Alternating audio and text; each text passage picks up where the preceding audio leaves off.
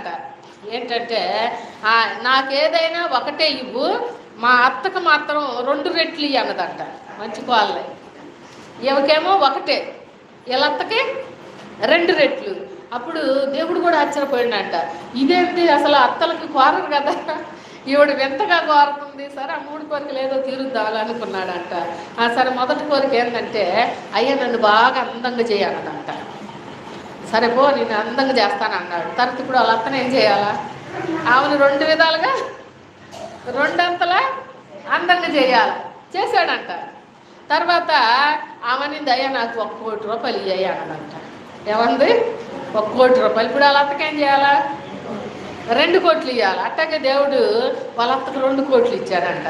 3వ కోరిక ఉంది, ఆయన కాస్త గట్టిగా అన్నదంట. సరే చెప్పమ్మా ఏంట అన్నట్టు. ఏంటి 3వ కోరిక అంటే, నాకు లైట్గా గుండె నొప్పి అన్నదంట.